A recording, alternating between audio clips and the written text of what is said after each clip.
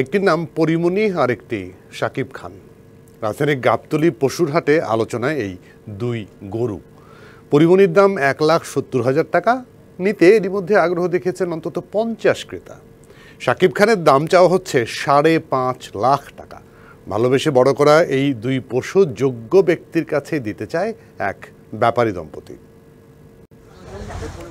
শান্ত আচরণে ভদ্র স্বভাবের সাদা রঙের এই গরুর নাম পরিমণি। কুরবানির ঈদ উপলক্ষে কুষ্টিয়া থেকে রাজধানীর গাবতলী হাটে আনার জন্য গায়ে দেয়া হয় মেহেদি।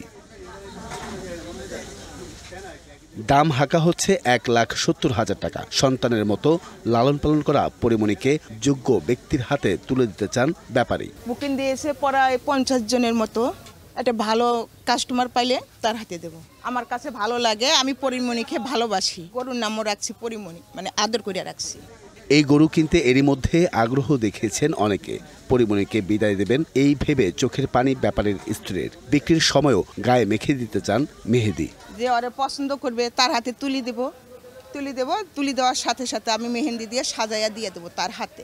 একটুখানি কাস্টমার যদি দেখতে চায়, সাইরাত দিলে এই পরিমণি পুরা হাট লড়ে বেড়ায়। নিজে লালন পালন করেছি, নিজে খাওয়াইছি, এগুলার পিছনে আমার ঘুম কামাই।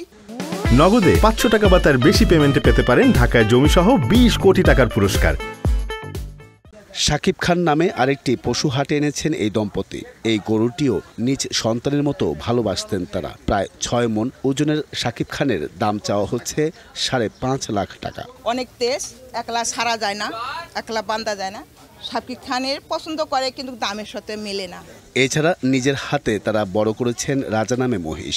আছে আরও অন্যান্য পশু। কষ্ট হলেও তাদের বিদায় দিয়ে ন্যায্য দাম নিয়ে ঘরে ফিরতে চান ব্যাপারী।